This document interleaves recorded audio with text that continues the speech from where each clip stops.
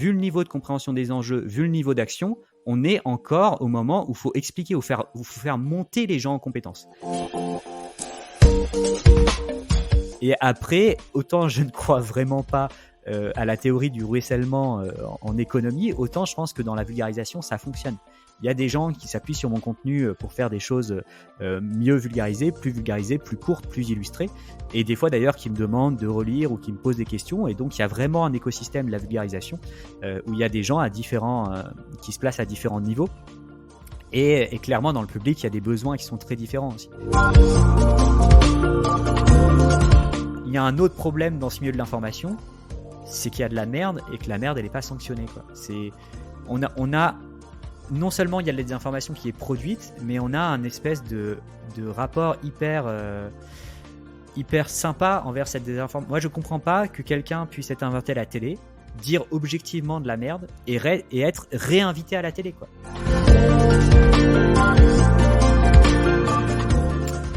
Bienvenue à tous dans ce nouvel épisode de System Sales, le podcast qui donne enfin la parole aux ingénieurs pour leur permettre de partager avec vous leur parcours exceptionnel dans la vente, l'entrepreneuriat ou encore la transition énergétique.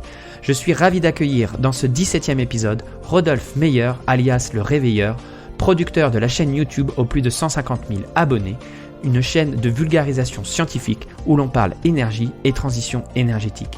Avec Rodolphe, nous avons décortiqué son parcours qui l'a mené à la fin de son doctorat à devenir créateur de contenu. On a parlé de ses motivations, de ses sources de revenus actuelles pour pouvoir vivre de son activité. Évidemment, nous avons abordé le sujet du réchauffement climatique, sujet qui porte aujourd'hui sa motivation à produire du contenu de qualité. Mais nous avons échangé aussi ouvertement sur l'économie qu'est YouTube et la création de contenu, et nous avons parlé de ses ambitions pour l'avenir. Si vous souhaitez soutenir ce podcast, m'encourager et donc pouvoir continuer à écouter ces passionnantes interviews, je vous encourage à le noter 5 étoiles sur Apple Podcast ou Spotify et à laisser votre avis. Je vous laisse en compagnie de Rodolphe dans ce nouvel épisode de System Sales.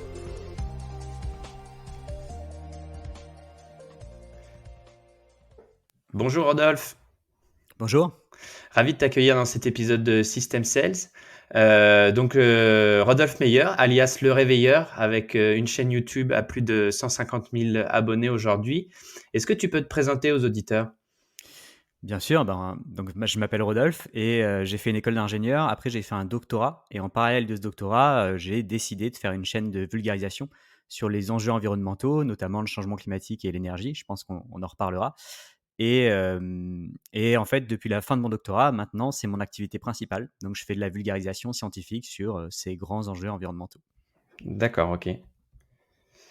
Et ton doctorat, c'était quoi ton sujet de spécialité ?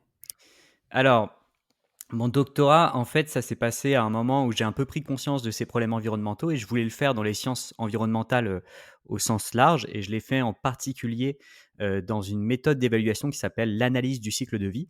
Et c'est une méthode d'évaluation qui, qui quantifie les impacts environnementaux d'un produit. En fait, si on regardait que le CO2, ça serait une forme de bilan carbone, mais l'ACV, l'analyse du cycle de vie, il va vraiment regarder plein d'impacts environnementaux différents.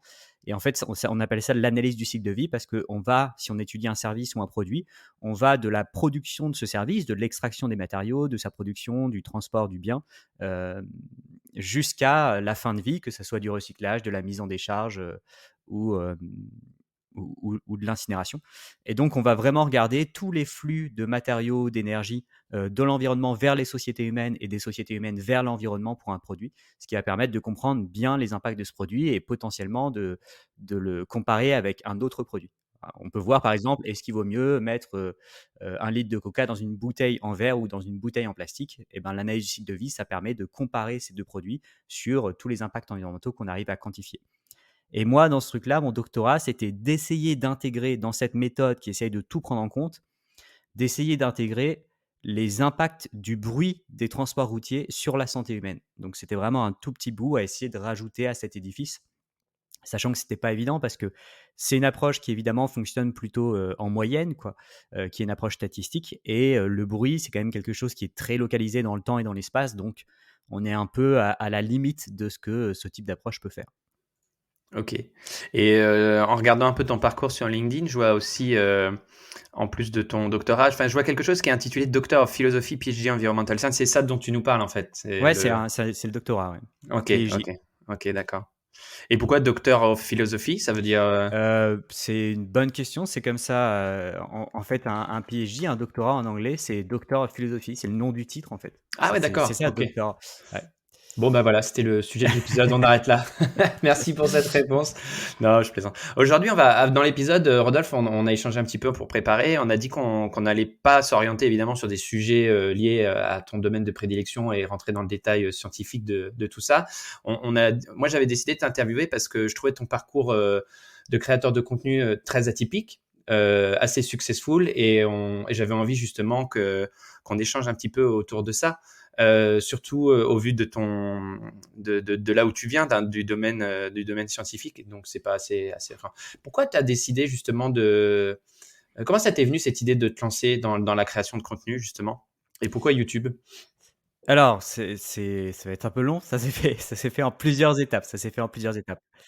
Déjà, ce qui s'est passé, c'est que donc moi, j'ai fait un lycée scientifique. Ensuite, j'ai fait une prépa pour intégrer une école d'ingénieur. J'ai intégré une grande école d'ingénieur, le SPCI, qui est une école assez haut dans les classements. Et du coup, c'est une école qui reste assez généraliste. Donc, après la prépa en 2 ans, c'est en 4 ans. Donc, on sort avec un bac plus 6, mais qui reste généraliste du point de vue des champs scientifiques. On fait de l'optique, de l'électromag, de la chimie organique, de la chimie inorganique, un peu de physiologie, etc. Mais on fait que des sciences. Pas de management, pas d'économie, vraiment que des sciences. Et c'est une école qui a des petites promos. Aujourd'hui, ça doit être une centaine d'individus et qui oriente vraiment vers la recherche et développement, plutôt dans le privé. Et donc moi, j'ai fait cette école-là et c'est la réputation de l'école, c'est d'être une de celles où on travaille le plus après la prépa et donc c'est quand même assez intense d'un point de vue scientifique et j'en ai fini, ça m'a, on va dire, un peu dégoûté des sciences, donc j'en avais un peu ras-le-bol et en troisième année, on devait faire un stage de fin d'études de 6 mois et je l'ai fait dans les brevets, donc dans la propriété intellectuelle, hein. Je pense que tu vois ce que c'est, les brevets. Parce que ça me permettait, en fait, si je travaillais sur des brevets techniques, de valoriser ma grande culture scientifique parce qu'on touche un peu à tous les champs et de sortir d'une école qui me destinait vraiment à la science. Et en fait, là, il s'est passé un truc assez marrant, c'est que je devais faire une quatrième année parce que l'école était en 4 ans.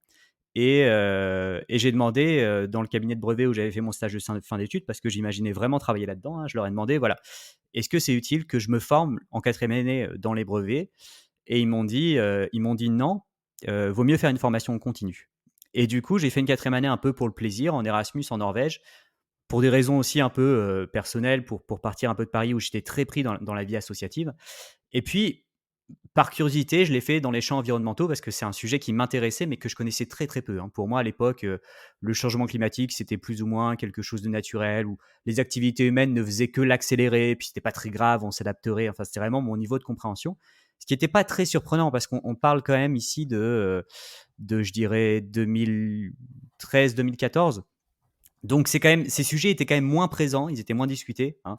On a l'impression qu'on n'en fait pas assez, etc. Mais si on retourne dans le passé, c'était encore pire, hein. Et donc voilà, je me retrouve à faire une année supplémentaire en Erasmus, en NTNU, dans ces champs environnementaux. Et là, vraiment, je me mange dans la tronche ces grands problèmes environnementaux, la réalité du changement climatique, de la perte de la biodiversité et tout ce qu'on connaît là-dessus dans le champ universitaire. Moi je ne suis pas du tout passé par le milieu associatif ou politique dans ma sensibilisation. J'ai été sensibilisé directement par les études scientifiques qui tapent fort, il faut le dire, hein. C'est grave aujourd'hui la situation d'un point de vue scientifique. Et du coup, ça a été un peu un choc et je me suis retrouvé à me dire pendant cette année-là, à me documenter aussi pas mal à côté et à me dire, voilà, qu'est-ce que je peux faire? Et donc à l'époque, vu que j'avais fait une école qui était très scientifique et qui destinait à faire de la recherche, je me suis dit que la meilleure manière d'apporter ma pierre à l'édifice, c'était de faire de la recherche dans ce champ environnemental. Et donc, j'ai fait un doctorat dans l'analyse du cycle de vie. Donc, vraiment, cette année-là, ça a fait un changement dans ma carrière, quoi. Je suis passé des brevets à, euh, à de la recherche dans les sciences de l'environnement. Est-ce que je t'interromps, est-ce que le fait d'avoir été en Norvège, un pays scandinave très sensible à tous les sujets liés à la nature, justement, est-ce que ça a joué, ça a impacté ta prise de conscience là-dessus? Je pense déjà pour une raison simple, c'est que en fait les cours que j'ai suivis en Erasmus, je suis presque sûr qu'il n'y avait pas d'équivalent à l'époque en France et je suis pas sûr qu'il y en ait aujourd'hui. Donc déjà rien que pour la formation universitaire, c'était dans un master en fait. J'ai pris mes années dans un master qui s'appelait Industrial Ecology, donc écologie industrielle. Et dedans, il y avait des questions d'écotoxicité, des questions de limites planétaires, de changement climatique, d'énergie renouvelable, tout ça. Et en fait, à l'époque, c'était quand même peu présent, même dans le champ universitaire et académique en France. Et Et puis après, c'est vrai que, c'est toujours le cas maintenant alors moi, je sais pas parce que Ouais. je suis pas toutes les écoles. Je sais que vu qu'il y a de plus en plus de demandes des élèves, ça se développe en France. Après, je saurais pas dire quels sont les cursus les plus développés ou où se diriger en France. Ça honnêtement, je sais pas. Mais après, c'est vrai qu'il y a aussi une culture en Norvège, hein. Ils ont énormément d'argent avec l'exploitation pétrolière et tout, ça revient souvent, mais cet argent-là, ils auraient pu construire un Dubaï au milieu de la glace et c'est pas le choix qu'ils ont fait. Dans la culture norvégienne, le week-end, ils vont en cabine, donc dans des endroits paumés dans la montagne où ils n'ont pas l'eau et pas l'électricité, ils vont chercher l'eau au ruisseau, ils se chauffent au bois et donc ils ont un rapport à la nature qui est quand même très différent euh, de ce qu'on a même nous, hein. Et puis une large partie de leur territoire n'a pas du tout été touchée par l'homme, donc c'est vrai qu'il y a aussi ce rapport à la nature qui a joué un petit peu. Et là où ça a été dur, ça a été plutôt le retour, parce qu'en fait après j'ai fait mon doctorat au Luxembourg, où il n'y a pas du tout ce rapport à l'environnement, mais vraiment pas du tout. Le Luxembourg, il y a plus de voitures dans ce pays d'enregistrées que de permis de conduire. Donc il y a l'inverse, quoi. Il y a une culture C'est le grand de la écart. consommation, et là, ça a été très très dur. C'est plutôt vu que je me suis sensibilisé dans une culture qui était sensible à ça, ça s'est fait facilement. Et puis le retour de bâton, ça a plutôt été de revenir dans un pays européen qui a moins cette sensibilité, on va dire, pour être gentil. Et donc, le début du doctorat, ça a été très dur aussi pour ça, parce que je me suis mangé un peu un choc culturel où j'avais cette volonté d'agir pour les sciences de l'environnement, pour l'environnement, d'essayer d'améliorer les choses, et que j'étais dans un cadre qui le permettait un peu difficilement. Et après les doctorats, c'est des expériences un peu particulières, hein, chacun a la sienne. Et moi, je travaillais sur un sujet où j'avais pas trop de collègues dans le monde qui travaillaient là-dessus, donc j'étais assez isolé. Je me sentais honnêtement complètement inutile. Et du coup, ça a été une période qui a été assez dure personnellement. Et en fait, j'ai commencé à songer à faire la vulgarisation pour me donner, pour me donner l'impression d'être utile. Euh, et en fait, il s'est passé plusieurs choses. La première chose, c'est effectivement que ça me... bon, la première chose, c'est plutôt que d'être dans le champ universitaire, de faire des recherches, de lire des papiers et tout, je me suis rapidement rendu compte que ces problèmes environnementaux, on les connaissait bien, hein. Quand j'ai commencé mon doctorat en 2000, en 2014, en 2015, en 2015, je pense. Quand j'ai commencé mon doctorat en 2015, attendez, je dis... Non, non, non, pardon. En 2014, j'ai commencé mon doctorat en 2014, j'ai commencé la chaîne en 2015. Quand j'ai commencé mon doctorat, donc en 2014, c'était déjà très clair que les activités humaines causaient le changement climatique, que c'était principalement le CO2, que le CO2 c'était combustion de ressources fossiles, et on savait déjà ce qu'il fallait faire. Mais par contre, ça existait quasiment pas dans le discours politique, dans le discours public, et en fait, il y avait un énorme gap entre ce que nous on savait dans le champ scientifique et ce qui était connu par le grand public. Et donc c'est pour ça que L'accord de Paris, ça date rappelle-moi, c'est quand? l'accord de Paris, ça doit être. Alors j'étais déjà en doctorat, donc c'est la COP 21 et la COP 21. 2015. Voilà. Ouais, donc tu dis, ouais, ça arrive en fait. 2014, tu lances ton doctorat. 2015, tu lances ta chaîne YouTube. 2015, accord de Paris, on est quand même. Oui, Il y a mais une grosse prise de conscience quand même. 2015, en fait, si les politiques peuvent prendre ce type de décision, on pourrait en reparler, hein, de l'importance de ces décisions, etc. Mais si les politiques prennent ces décisions, c'est que la science est déjà extrêmement connue. Donc 2015, on découvre pas que le changement climatique est causé par l'homme. On prend des décisions fortes à l'échelle des nations parce que la science est très claire. Et en fait, en France, on a eu du climato-scepticisme jusqu'à très tard, même par rapport à d'autres pays.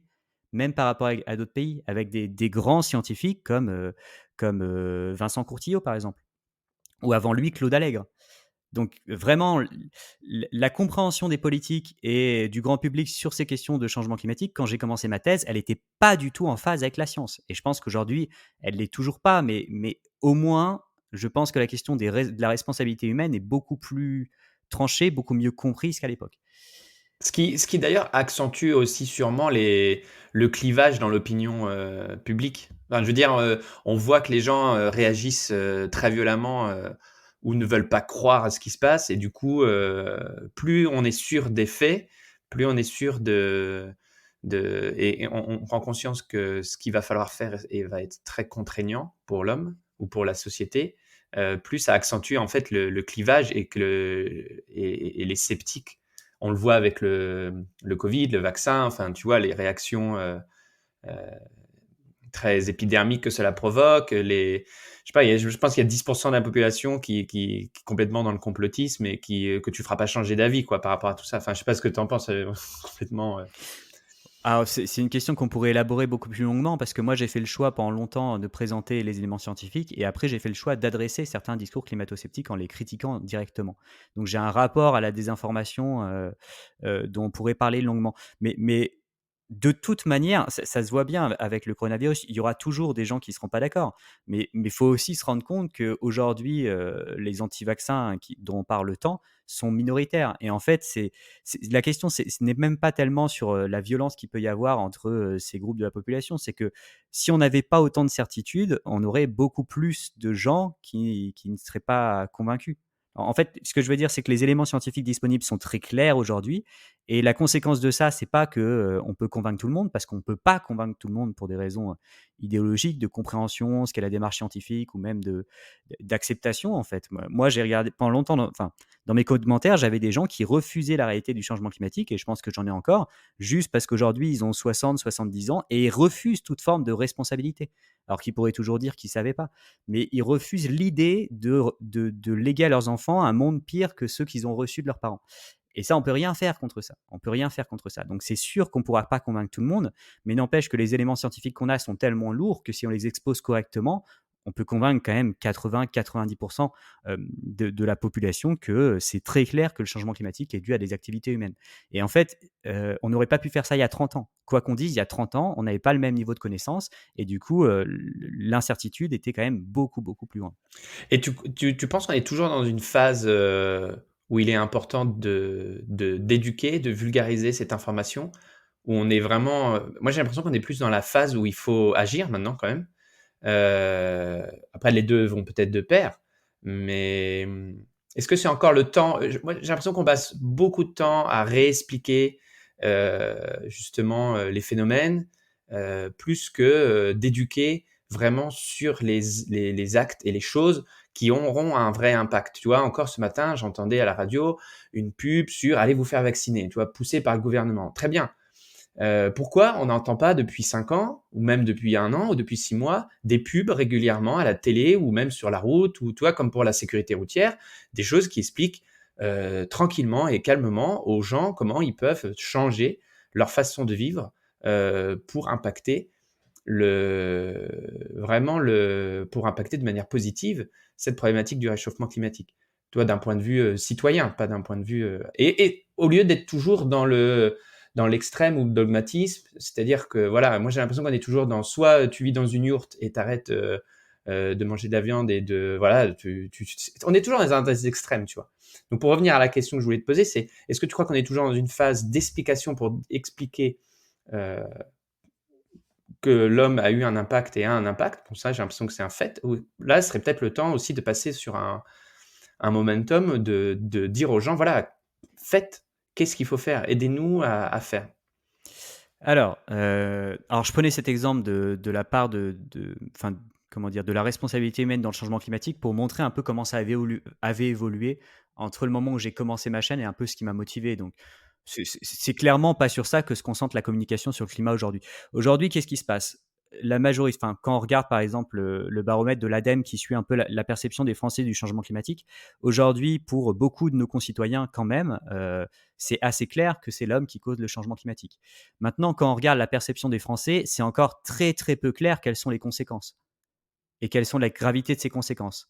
Et surtout, c'est sous-médiatisé par rapport à la gravité du problème. Donc ça, c'est un premier aspect. Et pourquoi c'est important? Parce que derrière, les transformations qu'on doit mettre en place, ça demande des efforts, ça demande des modifications, qu'elles soient économiques, qu'elles soient comportementales, etc. On peut en discuter, mais ça demande des efforts. Et ces efforts, on va les faire si ça a un intérêt. Moi, j'ai pas envie de changer ma vie si ça ne sert à rien. Et pour comprendre l'intérêt, il faut comprendre les conséquences qu'on peut éviter, il faut comprendre ce qui nous attend. Il faut comprendre ce qu'on va payer à ne rien faire pour pouvoir payer à faire quelque chose. Donc, c'est absolument certain pour moi qu'il faut continuer à expliquer ce qu'est le changement climatique et quelles sont ses conséquences. Et ensuite, si on veut réfléchir à ce qu'on doit mettre en place, il faut expliquer les causes. Pourquoi réduire les transports, ça permet de lutter contre le changement climatique? Pourquoi électrifier ce qu'on ne peut pas réduire, ça permet de lutter contre le changement climatique? Ou plutôt sous quelles conditions électrifier, ça permet de lutter contre le changement climatique? Parce que la seule manière de résoudre correctement ce type de problème, c'est d'abord de le poser correctement. Et pour le poser correctement, il faut l'expliquer. Il faut expliquer les causes, il faut expliquer les conséquences pour expliquer pourquoi on doit mettre ça en place et ce qui se passe si on ne le met pas. Donc, quel est l'intérêt qu'on a à le faire? Et aujourd'hui, je suis désolé, mais je pense vraiment, vraiment pas que la compréhension de nos concitoyens sur les conséquences et ce qu'on doit mettre en place soit correcte. Donc déjà, c'est une première partie de ma réponse, c'est que vu le niveau de compréhension des enjeux, vu le niveau d'action, on est encore au moment où il faut expliquer, où il faut faire monter les gens en compétences. Ça, c'est une première partie. La deuxième partie, c'est que je crois que même si la majorité avait comprise, on doit continuellement expliquer pour ne serait-ce que rester au même endroit. Je ne sais pas comment le dire. Si on a 10% de climato-sceptiques, j'en sais rien, 10% de personnes qui remettent en cause l'existence d'un changement climatique d'origine humaine, ces gens ont une influence sur leurs voisins, sur leur famille, sur leurs parents. Ils continuent d'exister et on doit continuer de lutter contre ça, continuer d'expliquer, continuer de leur reposer des éléments scientifiques, même si c'est pour rester au même endroit. Et ça, je pense que c'est important. Faut pas croire que dans un pays, parce qu'on a acquis quelque chose, c'est fini, c'est gagné. Faut pas croire que parce qu'un pays a, je sais pas, mis en place un droit à l'avortement, faut plus le défendre et c'est gagné pour toujours. C'est pas le cas. Il y a des problèmes de sensibilisation, d'éducation qui sont faits pour qu'on garde ce niveau de compréhension, ce niveau de compétence. Et aujourd'hui, encore une fois, je pense qu'on n'en est pas là. On en est encore à expliquer les choses, à expliquer ce qu'on doit faire, à expliquer pourquoi on doit le faire.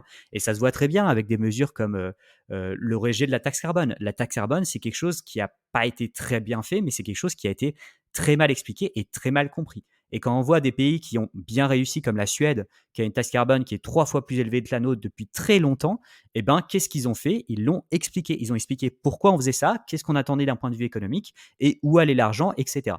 Et donc, on est vraiment sur ces questions, on est sur la présidentielle, c'est une catastrophe. Le niveau de couverture des enjeux climatiques et énergétiques, on ne peut pas dire qu'on est à la hauteur. Moi, je refuse d'entendre, on en parle trop, quoi. Je refuse d'entendre ça. C'est très clair. Ton message est très clair. Et par rapport à ça, bon, justement, je voulais te poser la question par rapport à la couverture politique dans la campagne actuelle. Bon, on peut dire que c'est le niveau zéro, ça c'est clair. À part peut-être les annonces faites par Emmanuel Macron sur les lancements de fabrication de nouveaux EPR, etc. Mais là, qui concerne une petite partie qui est la production d'énergie électrique. Et ça ne concerne qu'une petite partie du problème dont tu parles. C'est pas la question que je voulais te poser, c'est comment on adresse, comme toi tu es un communicant justement, tu es un créateur de contenu sur le sujet, comment on adresse ce sujet-là, l'urgence de prise de conscience, l'urgence d'agir, sans tomber dans un message trop pessimiste, malgré le fait que ce soit grave. Mais ce que je veux dire par là, c'est on sait que quand un message est trop négatif, trop positif, les gens vont finir par avoir une réaction naturelle de dire bah je préfère me cacher, mettre des œillères, me cacher, et de toute façon on pourra pas faire grand-chose.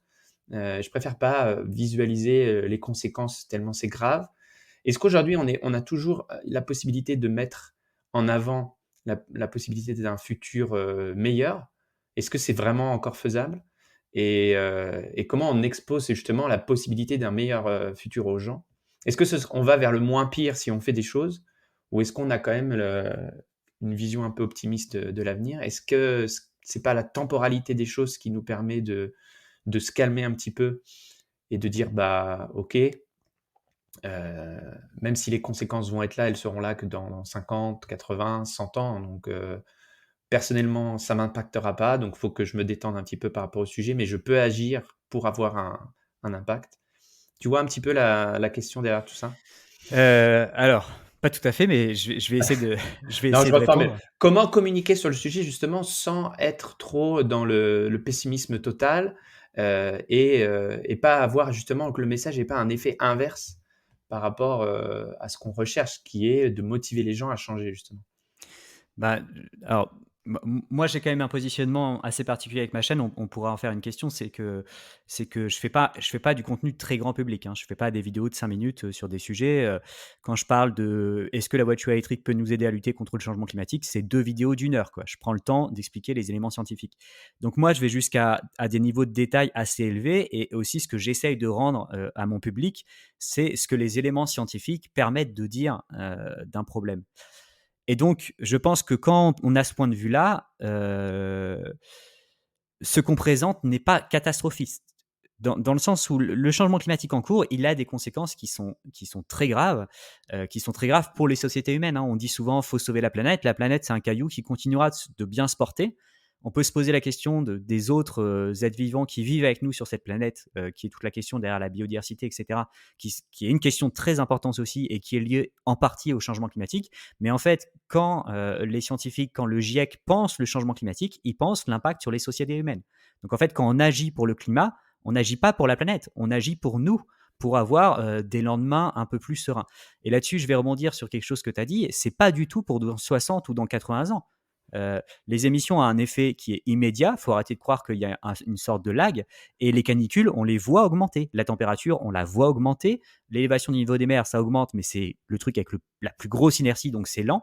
Mais vraiment, les impacts sur les précipitations et la température, elles sont déjà là. Il y a des gens qui sont morts de canicule qui ne seraient pas morts si on n'avait pas rajouté des émissions de CO2 dans l'atmosphère. Il y a des gens qui sont morts d'inondations où il y a eu des famines, des problèmes agricoles causés par des sécheresses qui n'auraient pas été là si on n'avait pas émis du CO2 depuis 150 ans. C'est pas un problème pour nos enfants ou nos petits-enfants. C'est un problème pour nous, nos enfants, nos petits-enfants et puis des dizaines de générations. Mais on est déjà dedans. Moi, si je veux être serein dans 40, 50 ans, faut vraiment commencer à agir maintenant parce que et la différence peut se faire sur toutes les prochaines décennies. Donc ça, c'est un truc à comprendre avec le changement climatique, c'est que les impacts sont déjà là. Les impacts sur l'agriculture française sont déjà là. Les impacts sur les forêts françaises sont déjà là. Les impacts sur les températures estivales sont déjà là. Les impacts sur les précipitations sont déjà là.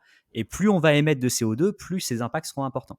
Donc faut pas croire que c'est un espèce d'acte altruiste pour le futur. Non, c'est un acte égoïste pour nos lendemains. C'est vraiment ça, lutter contre le changement climatique.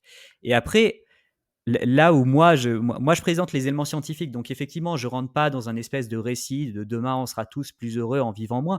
Moi, mon calcul, c'est plutôt de dire que soit on peut faire des efforts pour, comment dire, de toute manière, il y a un coût. En fait, de toute manière, il y a un coût. C'est ça souvent que les gens ne voient pas, c'est que quand on commence à leur parler de modification, de taxe carbone, ils voient le coût à changer, mais ce qu'ils ne voient pas, c'est le coût qu'ils évitent en changeant. Ce qu'ils ne voient pas, c'est le coût qu'on va payer si on ne fait rien.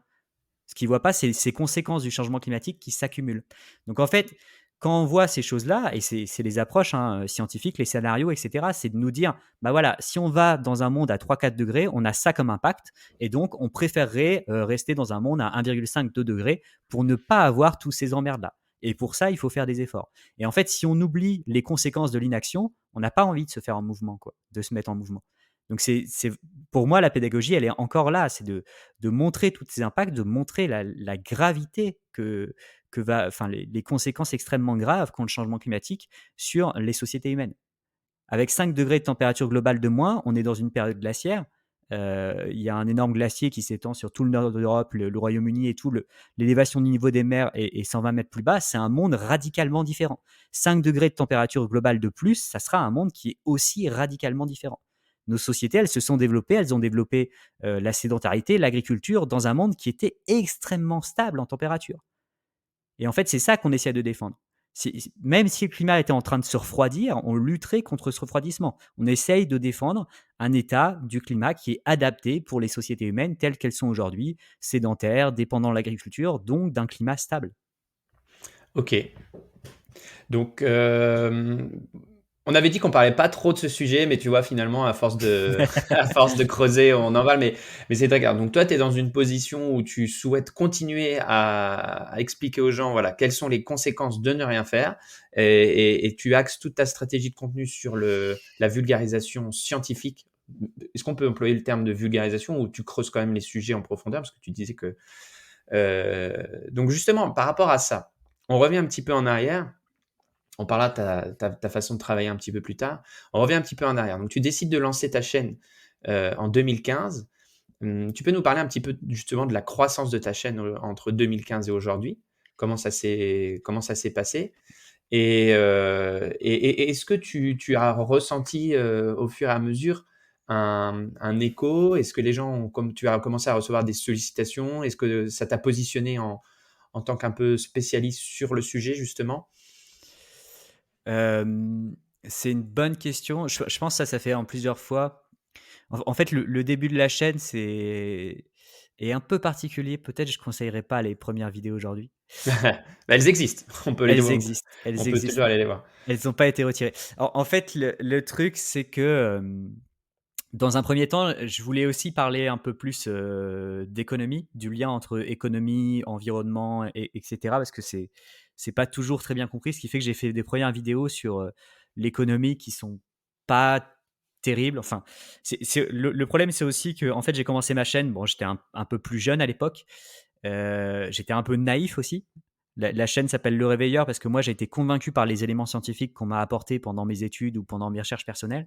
Et je m'imaginais qu'il suffisait d'apporter ces éléments scientifiques pour faire changer d'opinion. Donc, c'est quand même un positionnement qui est, euh, avouons-le, un peu naïf avec le recul. Et puis, au départ, c'est en parallèle du doctorat. Donc, c'est des vidéos que je faisais le soir. J'avais pas beaucoup de temps. Donc c'est resté un peu, un niveau de vulgarisation, enfin c'est beaucoup plus vulgarisé que maintenant quoi. Mais au niveau de l'audience, tu sentais que s'il y avait quelque chose qui prenait quand même, que ça avait un que ça a créé un peu de traction? Comment tu as gardé la motivation justement pour continuer? Et à quel moment tu as senti un peu le pivot, où ton audience a commencé à croître en fait justement? C'est difficile à dire parce que ça s'est fait vraiment doucement. En fait, au début, c'était en parallèle de mon doctorat, donc c'était un peu un side project quoi. Là où ça a commencé, c'est quand en fait, j'ai eu cette première partie sur l'économie qui était moyenne. Bon, au début, une chaîne YouTube, ça grossit, très, très lentement, après, j'ai commencé à parler de climat. Là, ça a commencé un peu à grimper. Et il y avait encore beaucoup de climato-scepticisme en France à l'époque. Et je trouve même plus sur le web français qu'anglais. Et une des premières fois où j'ai eu un gros partage, c'était Monsieur Mondialisation, je pense. Et c'était sur une vidéo, sur une des premières vidéos sur le climat. Et donc, je me suis positionné. Après l'économie, j'ai beaucoup parlé de climat, un peu d'autres problèmes environnementaux, mais j'ai vraiment beaucoup parlé de climat. Pour plusieurs raisons. D'abord parce que c'est un objet qui scientifiquement m'intéressait beaucoup. Il y a beaucoup de science dedans et c'est assez fascinant en fait, ce qu'on peut dire, comment on comprend le climat, etc. Et puis après, je suis tombé un peu dans ma partie. Un des grands regrets que j'ai dans ma formation scientifique, un des grands manques de mon école, c'est qu'on n'a pas eu d'épistémologie. On n'a pas eu, aujourd'hui on dirait, d'esprit critique ou de formation à ce qu'est la science. Et en fait, dans mon doctorat, j'ai dû me former à ça parce que je manipulais des modèles. Donc ça posait des questions assez complexes de est-ce que je peux croire mes modèles et comment juger ça. Et donc, je suis tombé un peu sur ces questions d'esprit critique dans mon doctorat et l'esprit critique, ça se développait sur YouTube. Et donc, après, je me suis fasciné un peu sur les climato-sceptiques. Voilà pourquoi j'avais autant de climato-sceptiques dans mes commentaires qui croyaient ce qu'ils croyaient, etc. J'ai essayé de discuter pas mal avec eux. Et après, j'ai commencé à répondre à des conférences climato-sceptiques. Et je pense que c'est à ce moment-là que j'ai été pas mal repéré par la sphère vulgarisation du climat, on va dire. Donc par les gens qui vulgarisent plus que moi, qui vont au contact, qui font la fraise du climat, par exemple, qui est un très bel atelier. Euh, donc j'ai été repéré un peu par ces communautés et aussi par les communautés de chercheurs en fait sur ces questions. Moi, alors c'est encore plus vrai maintenant avec mon niveau de vulgarisation, mais j'ai régulièrement des experts d'un domaine qui me disent que ma vidéo est pas mal, ce qui est vraiment un truc qui est important pour moi. C'est peut-être un des plus gros moteurs, ouais. C'est que, alors, un moteur, c'est évidemment aussi qu'il y a plein de gens qui me remercient pour mon contenu, qui m'envoient des mails, qui m'envoient des messages privés et des commentaires sympas. Ça, évidemment, ça fait hyper plaisir. Mais face à ça, je me dis, il faut faire attention. Parce que bon, je sais pas comment le dire, Raoult est aussi adoré par plein de gens, ça veut pas dire qu'il a raison. On pourrait prendre plein d'autres exemples. Hein. Donc, c'est pas parce qu'on a des retours positifs ou une communauté qui apprécie que ce qu'on fait est bien. Par contre, quand quelqu'un qui étudie professionnellement le climat dit bah voilà, ta vidéo en donne une vision pas mal, quoi, et merci pour ce que tu fais, c'est autre chose. C'est autre chose comme appréciation. Et après, quand je suis sorti, quand j'ai fini mon doctorat, je me suis lancé à plein temps. Et depuis que je me suis lancé à plein temps, j'ai aussi une reconnaissance financière, économique. En fait, mon modèle économique maintenant, c'est de reposer à peut-être 80-90% de mes revenus sur le financement participatif. Donc des personnes qui soutiennent la chaîne sans contrepartie. Parce qu'ils ont besoin, ils ont envie que ce contenu un peu plus fouillé existe et va un peu au-delà de ce que pourrait se permettre un média parce qu'il n'a pas la place et parce qu'ils n'ont pas le temps de faire ces recherches. Et donc, ça permet aussi de répondre à ta question, est-ce que c'est de la vulgarisation? Alors, il y en a qui m'ont déjà dit que c'était plutôt de l'éducation. Moi, je considère que c'est de la vulgarisation dans le sens où la vidéo qui va te prendre 1 heure à regarder, elle m'a pris, je sais pas, 150 heures à faire, 150 heures facilement, dont 3 quarts de recherche, quoi. Donc, les papiers que j'ai lus, les papiers scientifiques que j'ai lus pendant 70 heures, tu en as un résumé de ce que j'ai jugé important en 1 heure. Donc, à partir de là, je considère que c'est de la vulgarisation dans le sens où ça rend beaucoup plus facilement accessible des éléments qui, honnêtement, le sont pas trop à la base, quoi. Tout le monde, même s'il y avait le temps, tout le monde ne peut pas aller lire cette littérature. C'est aussi ça qui joue sur le positionnement de la chaîne. C'est que vu que j'ai fait un doctorat, j'ai été un peu en contact avec le monde de la recherche et je sais comment sont écrits les papiers, je sais les lire, etc. Et c'est pas forcément intuitif comment ce monde fonctionne ou comment les connaissances sont rangées, on va dire, ou sont organisées, sont présentées. Et donc, ça joue sur le positionnement de la chaîne. Donc, j'ai eu une croissance qui a été, je dirais, dans un premier temps exponentielle, c'est sûr, hein. Dans un premier temps, je faisais un doublement tous les 6 mois, quelque chose comme ça. Et puis, il y a des à-coups quand je suis partagé par Monsieur Mondialisation, quand je fais une vidéo avec Gilles de la chaîne Eureka, ce genre de choses. Mais, ça s'est fait quand même assez progressivement.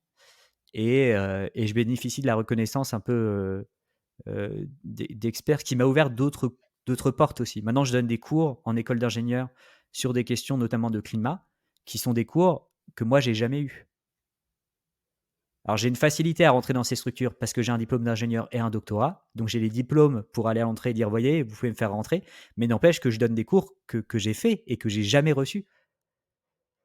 Et donc, avoir ce positionnement sur la chaîne, d'aller un peu plus dans la complexité et avoir de la reconnaissance de gens de personnes qui travaillent là-dessus, qui enseignent ces questions, ça me permet d'avoir ce type d'opportunités, de conférences, de cours et tout. Et donc, c'est sûr que c'est une activité qui serait différente que si je faisais de la vulgarisation, comment dire, plus poussée, si je faisais des contenus plus courts. Sachant que c'est vraiment un positionnement volontaire de ma part, le calcul que je fais, qui est peut-être pas le bon, parce que c'est très difficile de se dire, est-ce que je fais ce qui est le plus utile pour cet écosystème?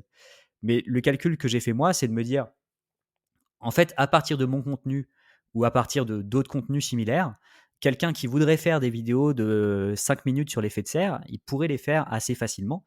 Et en fait, beaucoup de gens pourraient faire ça et même pourraient le faire beaucoup mieux que moi. Il suffit de savoir un peu animer et tout, mais mes vidéos sont quand même assez austères, on va se le dire.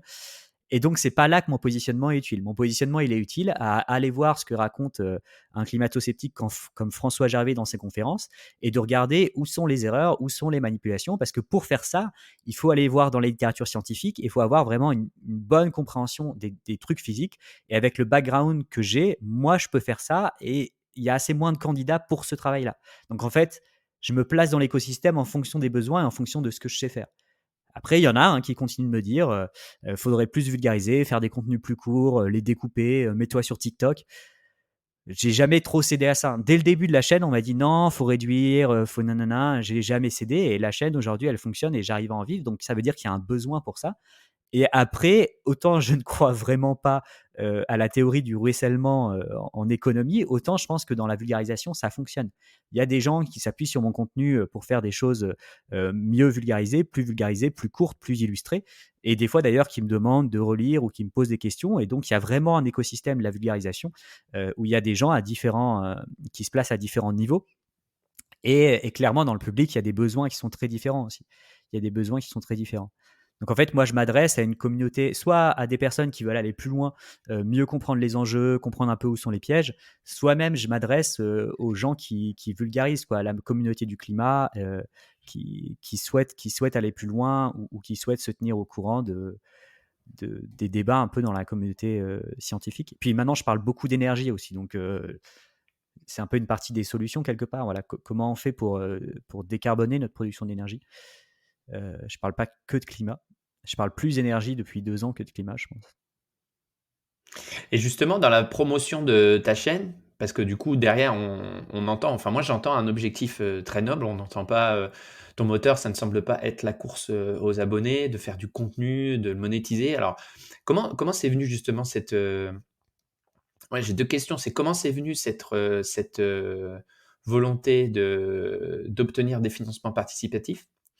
Et aujourd'hui, est-ce que tu réfléchis à te diversifier justement tu dis toi, bon, t'as pas le temps ou t'as peut-être pas la fibre pour faire des contenus plus courts, mais on sait très bien, enfin là, tu parles à quelqu'un qui fait un petit peu de marketing, tu vois, si tu diversifiais tes canaux d'acquisition sur d'autres plateformes, tu attirerais du monde vers la chaîne YouTube et donc du coup, tu étendrais ta capacité d'éduquer. Mais ça passe par forcément une phase de marketing un peu plus, on va dire, qui attire par du clic, hein. Ça peut être TikTok, ça peut être du ad, ça peut être n'importe quoi. Mais avec toujours l'objectif d'éduquer et d'attirer vers ta chaîne. Donc il y a deux questions. C'est comment ça t'est venu tu t'es dit, bon là, ok, je vais me lancer dans le participatif, je vais monétiser. Et la deuxième chose, est-ce qu'aujourd'hui tu peux étendre un petit peu en sous-traitant, par exemple, j'en sais rien, mais te dire, voilà, je pourrais très bien diversifier mes canaux pour avoir encore un impact plus puissant. Alors, comment ça m'est venu le financement participatif? Comment ça m'est venu En fait, en fin de doctorat, c'était un fin de CDD, une fin de CDD du coup, hein. Alors j'ai rallongé de 6 mois, donc en fait, c'était un CDD de 42 mois, 36 plus 6.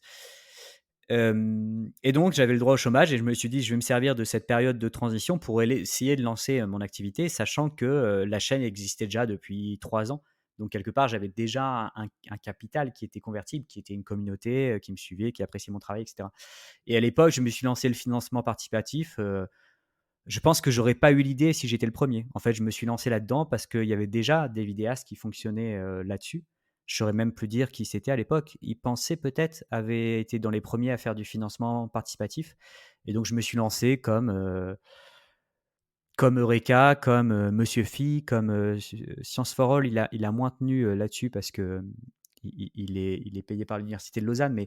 Mais aujourd'hui, sur mon niveau de complexité, on va dire, ça fonctionne quand même beaucoup au financement participatif. Il y a plusieurs modèles sur YouTube. Soit on fonctionne beaucoup avec des partenariats, on fait du NordVPN, on fait du Displate, voire on fait des partenariats avec les entreprises, hein, le modèle de l'Esprit Sorcier par exemple. Soit on fait beaucoup de volume, on fait de la pub, ce qui est inenvisageable pour des vidéos qui me demandent autant de travail, soit on fonctionne au financement participatif. Et pour mon niveau de complexité, c'est souvent le financement participatif quand même. Et c'est Parce des gens qui sont sur un financement récurrent, ou c'est un modèle, les gens te financent par mois, ou c'est un financement ponctuel, et ça suffit à avoir t'as une les, prédiction à peu près sur les revenus stables. les deux sont possibles. Les deux sont possibles. Je dirais, on pourrait regarder les stats, mais je dirais que je suis trois quarts de mensuel aujourd'hui à peu près. Sachant que c'est public, hein, vous pouvez regarder parce que Tipeee c'est visible, mais je suis quand même sur des revenus assez hauts moi personnellement. Si on regarde Tipeee, je suis à 3 000 € par mois et j'ai un peu sur YouTube pardon, donc je sais pas, 3 000, 4 000 € par mois. Après, ça, c'est du brut, hein. Maintenant, je passe par une entreprise, je me verse un salaire, etc. Donc, il faut retirer facilement Oui, oui, 40%. non, mais Mais enfin, pour moi, il n'y a aucun tabou sur le sujet parce que, pour tu moi non sais, plus. parce que moi, je suis dans une grosse communauté LinkedIn où il y a beaucoup de freelance, où on parle beaucoup de ça, justement, comment gagner sa vie en tant que freelance, comment acquérir du client, créer du contenu pour ça, etc. C'est complètement, enfin, je sais pas, ça se rejoint sur gagner sa vie, mais sur les objectifs, on diverge un peu parce que moi, je trouve que la création de contenu est utilisée de manière euh, pas toujours très. Enfin, il y a beaucoup de gens qui créent du contenu pour créer du contenu, se faire une audience et pouvoir en gagner vite, vite de l'argent. ce qui n'est pas très noble en soi. Toi, tu es sur un autre modèle où justement il y a un objectif plus noble, plus vertueux, on va dire. Mais il faut quand même que tu gagnes ta vie pour pouvoir être performant Ouais, et faire de la donc qualité. c'est Donc, c'est ma communauté qui me permet de gagner ma vie aujourd'hui. Après, un objectif plus noble, le changement climatique, m'inquiète personnellement. J'ai un intérêt égoïste à ce qu'on lutte contre le changement climatique. Faut aussi se rendre compte de ça et on aurait tous un intérêt égoïste à ce qu'on lutte contre le changement climatique et en plus, moi je suis j'ai pas alors sur YouTube, c'est assez intéressant parce que dans le vulgarisateur, il y a souvent soit des gens qui viennent un peu du monde de la création ou de l'audiovisuel et du coup qui se mettent à parler en vidéo de ce qu'ils aiment bien, soit des personnes qui viennent qui ont une expertise dans le sujet qu'ils traitent et doivent se mettre à la vidéo. Moi, je suis plutôt dans ce cas-là. J'ai pas vraiment de plaisir à faire de la vidéo. Ce que je veux dire, c'est que un si petit on peu quand même. répondait correctement, si on répondait correctement à cet enjeu du changement climatique, je ferais pas de la vulga sur YouTube. Je serais resté dans un laboratoire où je ferais du conseil, où je ferais de l'ingénierie. Je le fais parce que clairement, c'est un problème qui va tous nous affecter, y compris moi, y compris moi. Faut arrêter de croire que je suis un chevalier blanc. Et je veux que ce problème soit adressé. C'est C'est un petit peu comme les cuisiniers qui cuisinent parce que c'est des gourmands. Donc en premier temps, ils cuisinent pour eux, et après ils offrent ce qu'ils font aux autres. Mais Non, c'est même si mon contenu il présente vraiment des éléments scientifiques et tout, il explique vraiment pourquoi on doit se bouger le cul. Il y a en fait un but politique. Il y a un but politique qui est faut se bouger le cul. Donc ce qui me drive, c'est un peu la même chose que des gens qui ont des chaînes de politique, c'est d'avoir une influence sur nos sociétés pour qu'elles soient meilleures, quoi, pour que demain je sois plus tranquille. Mais on comprend bien ce que tu dis derrière ça, parce que même tu parlais de ruissellement de la connaissance. Je veux dire, quand tu prends une personne comme moi, lambda, qui regarde ta vidéo, qui la comprend, après je suis capable d'en extraire des choses et d'aller expliquer au dîner de famille le dimanche ou avec des amis à une soirée, mais qu'une partie des éléments et d'en tirer un peu la quintessence et les choses importantes et Ouais. de la diffuser. C'est un peu ça que tu disais non, quand tu parlais de Ouais, ouais, ruissellement. c'est vraiment ça, c'est vraiment ça. Mais après, je parlais effectivement que la communauté puisse s'emparer de ces choses-là et que finalement je back leur argument, c'est utile. Mais je pensais même au niveau de la vulgarisation, au niveau de l'écosystème. Il y a des vulgarisateurs qui vont faire des vidéos, pardon, un peu plus courtes, un peu mieux faites. Et en fait, clairement, ces contenus, ils sont liés. Et quand on fait nos contenus, on se parle entre nous, etc. Et pour revenir, ouais, imaginons qu'il n'y avait pas ce problème de changement climatique. J'aurais peut-être pu faire de la vulgarisation quand même. Mais ce qui m'aurait fait kiffer, c'est de faire des trucs Veritasium. C'est incroyable ce qu'il fait. Balade mentale sur YouTube en français. Et ça, c'est vraiment beau. J'aurais plutôt fait ça, quoi. Si je parle des voitures électriques, c'est pas parce que ça me fait kiffer de regarder des rapports sur les voitures électriques. C'est parce qu'il y a plein de gens qui se posent des questions et j'ai envie de leur répondre parce que je pense que c'est important de faire ce type de choix. Donc vraiment, ouais, c'est vrai que moi, ma réflexion, elle n'est pas comment je fais pour avoir le plus de vues et gagner le plus d'argent. Elle est plutôt de réfléchir sur comment je fais pour avoir le plus d'impact. Et ça, c'est extrêmement compliqué. Parce qu'un impact, c'est pas un nombre de vues. Je peux faire 4 fois plus de vues sur une vidéo qui pousse moins l'action et du coup, j'ai moins d'impact. Et donc, du coup, voilà, rien que ça, c'est compliqué. Moi quand j'ai ma chaîne, comment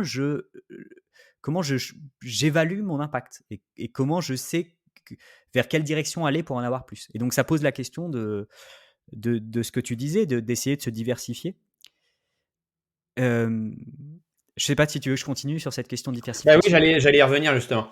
C'est-à-dire justement comment est-ce que tu envisages pour augmenter ton impact? On est dans un objectif de scalabilité positive justement, augmenter ton impact sur les gens dans la communication. Enfin, je veux dire en tant que média, plus tu grossis, plus tu peux toucher de gens. Est-ce que tu réfléchis justement à une diversification par d'autres canaux? Forcément pas toi qui le fais, hein. Tu pourrais très bien le sous-traiter justement en augmentant en utilisant une partie de ton revenu ou en augmentant une partie de ton financement. C'est une chose Alors, à laquelle tu réfléchis? ouais, c'est une chose à laquelle je réfléchis souvent. Alors, je vais répondre. Il y a plusieurs éléments importants. Le premier élément important, un truc que j'ai bien fait de faire, mais finalement, c'est surtout que j'ai eu l'opportunité, c'est que j'ai été contacté, je sais pas, il y a un an, un peu plus d'un an, par un journaliste sur la chaîne YouTube du Monde qui m'a proposé de faire une vidéo sur les conséquences du changement climatique. Et donc là, j'ai fait une vidéo sur les conséquences du changement climatique, un quart d'heure, avec une graphiste qui a travaillé dessus, etc. Alors évidemment, là, je suis payé pour faire cette vidéo, qui n'est pas sur ma chaîne. Et donc là, pour moi, ça, c'est un truc qui me va bien. Je travaille sur une vidéo qui est courte, mais je peux le faire parce que je connais extrêmement bien le sujet. Je serais juste un journaliste qui découvre le changement climatique, qui doit pondre une vidéo d'1 quart d'heure sur un truc aussi compliqué que les conséquences du changement climatique, avec le temps qu'ils m'auraient donné pour le faire. C'est pas une critique, c'est le temps qu'ils ont. Elle aurait été nulle. Je peux pas le dire autrement. Là, on me donne l'opportunité sur un sujet que j'ai vraiment bossé sur ma chaîne et même plus personnellement pour des confs, des cours, etc. Enfin, que j'ai quand même pas mal bossé. Je dis pas que je suis un expert du sujet. Peut-être qu'ils auraient pu demander à un climatologue, mais par rapport à un climatologue, j'ai l'avantage de faire de la vulgarisation, donc de savoir un peu dégager l'essentiel, comment l'expliquer, etc. Donc, ils me trouvent moi, ils me disent voilà, est-ce que tu peux nous faire un sujet là-dessus? Je leur ai dit bah, je fais ça en parallèle de ma chaîne, donc en fait, ils m'ont commandé la vidéo plus que. Tu vois, ils m'ont pas engagé 3 semaines à travailler à fond dessus. Ils m'ont commandé la vidéo. J'ai fait ça en parallèle. Donc, je peux prendre le temps que je veux. À la limite, je suis moins bien payé à l'heure que ce qu'ils m'auraient donné si j'avais vraiment travaillé que 3 semaines dessus. Mais je peux dire, je prends le temps que je veux un résultat qui soit fini, qui soit bien. Et vraiment, j'ai une telle obsession du contrôle que pour moi, c'était un peu une prise de risque. Déjà, rien que faire un sujet aussi court, 15 minutes sur les conséquences du changement climatique, ça me fait très peur. C'est extrêmement vaste. Et donc, on arrive avec un contenu qui est vulgarisé d'1 quart d'heure, qui est bien illustré, qui parle à des gens, qui arrive sur une chaîne YouTube où c'est ce que les gens cherchent. Voilà. Je ferai ce contenu d'1 quart d'heure sur ma chaîne YouTube. Je pense vraiment pas que ma communauté serait satisfaite. Ça serait trop superficiel. Donc en fait, ça c'est un premier truc, c'est que si je vulgarise plus, il faut que ça soit sur des sujets que j'ai maîtrisés. Et en fait, je me permettrai de le faire quelque part que si je connais bien le sujet. Donc si j'ai une vidéo d'1 heure derrière, mettons. Ensuite, je suis pas certain que sur ma chaîne, ça fonctionnerait. Et puis après, de travailler avec le monde comme ça, ils m'ont payé pour écrire la vidéo, l'enregistrer, etc. Et ils ont payé quelqu'un d'autre pour l'illustrer. Et aujourd'hui, payer un ou une graphiste pour tout animer sur une vidéo d'1 heure, en fait, économiquement, j'en suis absolument incapable. Et ça serait une somme de travail absolument colossale, quoi. Et donc voilà, donc ça serait limite si je vulgarise plus, il faut que ça soit sur d'autres canaux où c'est ce que le public cherche et où ça aurait peut-être pas autant de sens sur ma chaîne.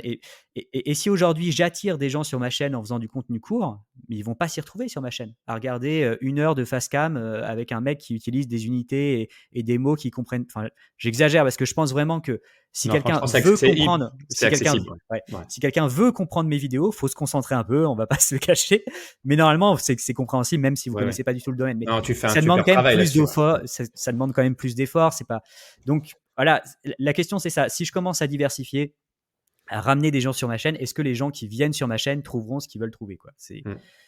Voilà, je fais une parenthèse sur ton travail, excuse-moi, mais moi, par exemple, j'aurais jamais lu le dernier rapport à RTE sur les différents scénarios énergétiques, etc. C'est un sujet qui m'intéresse, mais c'est le genre de lecture qui m'ennuie. Je regarde ta vidéo, je comprends. Alors après, peut-être que des gens jugeront que c'est pas complet ou que c'est pas bon en termes de contenu scientifique, j'en sais rien, je peux pas juger. Moi, en tant que je cherche mon mot, en tant que quelqu'un lambda qui regarde la vidéo, je comprends ce que tu as dit, je comprends le rapport, je comprends ce qu'est les différents scénarios et je comprends la nécessité du mix nucléaire énergie renouvelable, ce qui était un peu l'objectif de la vidéo. Donc voilà, je pense qu'il n'y avait rien d'inaccessible et c'est très très bien vulgarisé et c'est très très important. Par contre, je reviens sur la question sur la diversification des canaux. Tu vois, je vois par exemple sur ta présence sur LinkedIn est très light, on va dire.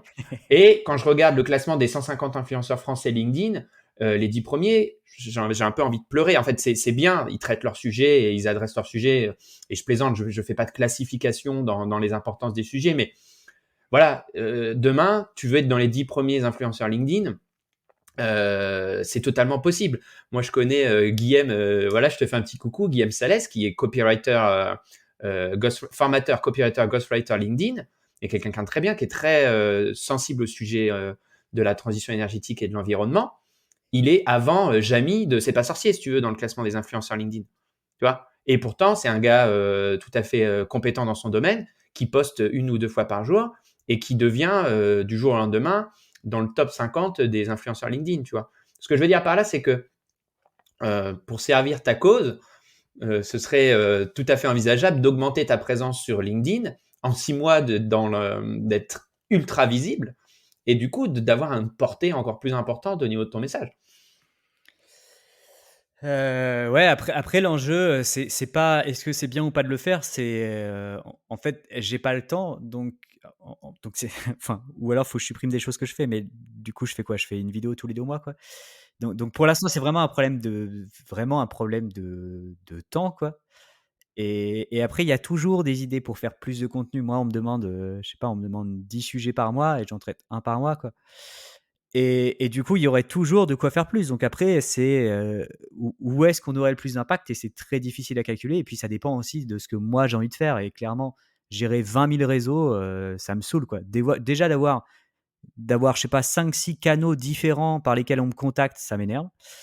Donc gérer trop de trucs, mais le truc, c'est que ça me prend tellement de temps de produire du contenu que enfin même ce terme d'influenceur, en fait, je suis même pas très actif sur les réseaux sociaux. Je crée du contenu d'analyse qui est là, qui est disponible pour les gens qui en ont besoin et peut-être, oui, que je le mets pas assez en valeur. Et, et après, du coup, si on pose la question du temps, on pose la question de est-ce qu'il me faudrait des gens qui travaillent avec moi pour aller plus loin? Et là, c'est très compliqué parce que je pense que clairement, personnellement, j'ai un problème de contrôle. Et en plus, on touche à des sujets qui sont d'une telle complexité que comment on fait pour ne pas dégrader ça si on commence à vouloir toucher plus de gens, à faire du contenu plus court, etc. Comment on fait pour ne pas créer du contenu incorrect? Parce que moi, je peux dire que même venant des vulgarisateurs qui pensaient bien faire, il y a un paquet d'idées mauvaises qui, après se retrouvent dans la compréhension des gens et qui peut y être très longtemps. Un exemple classique, c'est de croire que la durée de vie du CO2, c'est d'un siècle. Peut-être que la première personne qui a dit ça a pensé faire une simplification intelligente, et maintenant ça crée plein de problèmes de compréhension autour de ça, parce que c'est pas du tout le cas, c'est beaucoup plus compliqué que ça. Et en fait, il y a une part de notre CO2 qui est là pour des centaines de milliers d'années. À chaque fois qu'on utilise notre voiture, on a un impact sur des milliers de générations humaines. Et c'est pas juste pour un siècle et après on est tranquille. Donc bref, c'est juste pour un exemple, mais c'est compliqué. Et en fait, si je veux quelqu'un qui est capable de comprendre cet objet-là, comme moi je le comprends, il faut un niveau de rémunération que je suis incapable de sortir. C'est ça aussi mon problème, c'est que je vois des collègues vidéastes à moi qui arrivent à se diversifier. Alors, ils ont peut-être pas les mêmes problèmes de contrôle que moi déjà. Et après, quand on parle de sujets, je sais pas, de culture générale ou de peu importe de culture, de divertissement. C'est des choses qui sont plus faciles à saisir et à s'en emparer, alors que le changement climatique, voilà, si je veux quelqu'un qui a la même compréhension physique de ça, il me faut à minima un ingénieur, et un ingénieur, je ne peux pas commencer à l'employer au SMIC. Donc c'est compliqué. Donc dans un premier temps, ce que je pourrais faire, c'est d'essayer de faire monter mes vidéos, etc. Parce que ça, j'ai jamais appris à déléguer. Pour l'instant, j'ai fait quasiment tout seul depuis le début. Et c'est horrible, hein, c'est 10 métiers, c'est beaucoup trop de temps, c'est très compliqué d'être vidéaste. Et ouais, je sais pas, je m'égare, je crois. Non, mais lance un appel. Après, lance un appel à des freelances qui voudraient pro bono t'aider déjà d'en communiquer sur un réseau social, c'est possible. Enfin, je veux dire, c'est pas. Ouais, des community managers, on en a plein pour raconter tout et n'importe quoi. Donc, pour le coup, pour soutenir une cause, Ouais, ça mais peut être intéressant. je sais pas, je sais pas quel contrôle je pourrais avoir Ouais. sur ça en fait, parce que j'ai un problème aussi moi personnellement. Enfin, c'est peut-être le contre-coup de mon modèle économique, c'est que le modèle économique de quelqu'un qui vend du NordVPN. J'ai plein de collègues bien qui font ça, c'est pas une critique, mais le modèle économique de quelqu'un qui vend du NordVPN et qui arrive à financer sa chaîne YouTube avec ça, c'est de maximiser le nombre de vues pour maximiser le nombre de clics et la pub, quoi. Moi, mon modèle économique en tant que financement participatif, le seul truc qui fait que je gagne de l'argent, c'est que il y a des personnes qui attachent de la valeur à ce que je Mm. raconte, de l'importance à ce que je raconte. Ce qui veut Mm. dire que si je commence à recruter à droite à gauche, à me diversifier, à faire du contenu court et que il y a des merdes qui se glissent, Tu bah, peux je perds de la perdre. valeur. Ouais. Ouais, tu perds de Donc, la valeur. donc c'est tellement lié à ma réputation et à la perception de mon travail que c'est aussi pour ça que j'ai un peu une obsession du contrôle. C'est voilà, mais ça veut pas dire que je me plante pas. Je peux me planter et je me suis déjà planté et j'admets que j'ai fait des erreurs, etc. Mais quand c'est d'autres qui font des erreurs parce que, enfin, ça devient plus compliqué, quoi. Ah, ouais, je sais pas. Après, c'est des questions qui commencent à se poser pour moi à partir de cette année, de diversifier. Jusqu'à il y a un an, je me les posais pas du tout, et maintenant se pose un peu la question. Je pense que sur la forme, il y a peut-être quelque chose à faire sur m'aider à monter les vidéos, etc. Par contre, sur le fond, ça serait beaucoup plus dur. Et après, vraiment, sur le diversifier sur les réseaux sociaux et tout, ça, j'ai pas trop de points de repère ou d'idées de l'intérêt que ça pourrait avoir, quoi. Mm. J'arrête de te torturer avec cette question. Je t'en pose une autre et on va arriver bientôt au terme de l'interview. C'est quoi justement tes objectifs euh, pour toi et pour ta chaîne à moyen terme? Les objectifs pour moi et ma chaîne. En fait, il y a un truc qui est assez compliqué, c'est que quand on a de l'esprit critique, qu'on vient du domaine scientifique et tout, c'est que on est sur des éléments très très complexes, et toutes ces questions de transition écologique, et même ça pose des questions que j'adresse pas trop derrière, qui sont des questions de consommation, des questions de quel est l'impact qu'on juge acceptable sur l'environnement, parce qu'on en aura toujours un. Et du coup, ça, c'est des questions que je creuse pas trop. Mais vraiment, quand on touche à des objets tellement compliqués et qui ont une influence politique, moi, je prends ça quand même assez au sérieux. Et je me pose beaucoup de questions sur mon utilité, sur est-ce que je fais des erreurs, est-ce que j'induis des mauvaises choses, est-ce que j'induis des mauvais mouvements. Donc, mon objectif à court et moyen terme, un peu depuis le début de la chaîne, c'est d'essayer de dire le moins de conneries possible, quoi. Et en fait, c'est pas parce que par rapport à ce qu'on disait sur d'autres façons de vulgariser l'environnement, ça me fait aussi très peur de voir certaines personnes qui s'imaginent être toujours du bon côté parce qu'ils défendent l'environnement, et de voir certaines choses qu'ils préconisent ou certaines solutions, et de voir une absence de remise en question, quoi. Et donc, du coup, je reste très prudent par rapport à voilà, ce que je raconte, à l'importance réelle que j'ai au fait que je puisse me planter, et je fais très attention à ça.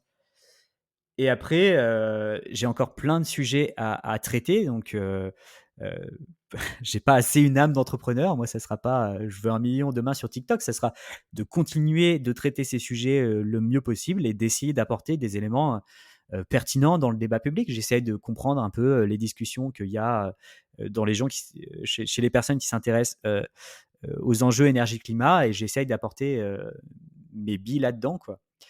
Et après, pour la chaîne, ce qui serait bien, c'est que si j'arrive à faire augmenter les revenus, de pouvoir un peu plus faire travailler les gens. Je fais déjà pour quelques trucs, genre la vignette, c'est un gars qui me l'a fait, et clairement, c'est mieux que quand je le faisais moi sur PowerPoint. On va pas se le cacher. Donc, j'essaye de faire travailler un peu les gens. Mais après, se pose aussi un problème de modèle économique derrière. C'est que le financement participatif, ça me permet largement de me faire manger moi, et je vis correctement.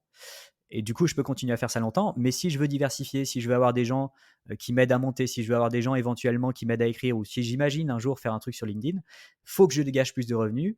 Et dans ce cas-là, je fais comment? Parce qu'en fait, une partie du truc qui fait que j'ai du financement participatif, c'est aussi que j'ai pas de sponsor.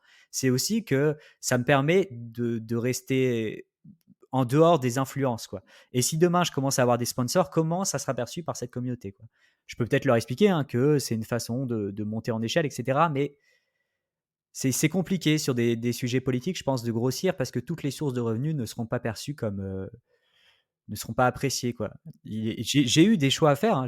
Quand je parlais des déchets nucléaires, j'aurais pu être financé par l'Andra. Je pense que j'aurais pu, qui a pour mission, c'est du public, qui a pour mission de gérer les déchets et d'informer le public à ce sujet. Donc, ça aurait été un financement neutre quelque part. Mais j'ai refusé pour des questions de perception, parce que si je dis voilà, c'est financé par l'Andra, tous les anti-nucléaires qui sont de leur délire, le super lobby et tout, qui mettent l'Andra avec le reste du panier, ils vont se dire je regarde pas parce que c'est l'Andra. Alors que si c'est pas financé, que c'est mon propre travail de recherche, ils peuvent toujours se dire ouais, en vrai t'es payé, gna gna, et ne pas regarder. Mais ils ont quand même moins d'excuses faciles, et ils seront peut-être obligés de regarder les éléments plutôt que de facilement jeter le truc par la fenêtre parce que ça leur plaît pas. Donc, c'est vraiment des problèmes de perception qui sont liés au modèle économique, qui sont liés à potentiellement comment dire, à un développement potentiel de la chaîne. Puis après, j'ai pas une grosse passion pour ça aussi, il faut pas se le cacher, hein. Je regarde assez peu mes analytiques. On m'a toujours dit fais plus court, fais plus imagé. J'ai jamais trop écouté. Je passe assez peu de temps sur les réseaux sociaux, j'y lis, mais c'est plus une source de dépression, les réseaux sociaux, que d'influence. Et du coup, ouais, j'ai pas vraiment l'âme d'un optimisateur et d'un growth hacker, etc., quoi. Je suis plus en retrait par rapport à tout ça. Et puis, je fais des travaux de long terme aussi. je fais du travail, je fais une vidéo tous les mois et demi. Je fais pas d'actualité, je suis. Bon, ça va, je- moi j'avais réussi à te contacter sur Twitter. Ouais, J'avais cherché un canal de contact, mais faut pas le dire à tout le monde parce que je vais me faire spammer, mais sur les canaux privés, je suis assez réactif. Mais après, je publie peu sur ouais. Twitter où je pose des questions ou des trucs qui m'intéressent. Mais ouais, Non, mais c'est voilà, t'as ta niche, ta façon de travailler, tu recherches avant tout le qualitatif. Moi, je trouve que ta réponse, elle est super intéressante et ça se démarque beaucoup de l'environnement dans lequel moi, en tant que petit créateur de contenu, j'évolue actuellement, qui est une création de contenu typiquement orientée business. Et là, on est sur une création de contenu orientée vers du qualitatif, vers un autre modèle économique. Et je trouve que ta réponse, elle est super qualitative et très intéressante. Euh, Mais après, j'entends aussi les critiques et je pense qu'il y a des développements qui seraient malins et faut voir si faut- j'arriverai à les faire. Ouais, après tu peux trouver aussi des gens qui sont bienveillants et qui seraient prêts à te conseiller pour faire un projet qui te convient et qui te ressemble.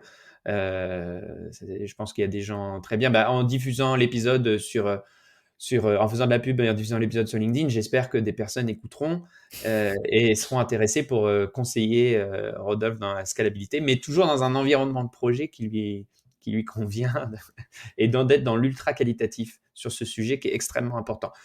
Il y avait vraiment un sujet que je voulais qu'on aborde. On va essayer de le traiter rapidement, high level. De toute façon, il n'y a pas besoin de. C'est comment tu t'organises aujourd'hui. Donc, c'est ton activité principale. On a compris quelle était ta source de revenus. Quelle est aujourd'hui ta méthodologie de travail? Tu m'as dit que tu produisais à peu près une vidéo par mois. Comment tu t'organises? Est-ce qu'aujourd'hui, tu as mis tu es ingénieur et docteur, donc est-ce que tu as mis un process en place et c'est quelque chose qui est hyper structuré? Comment tu travailles sur ton mois justement, pour une production d'une vidéo?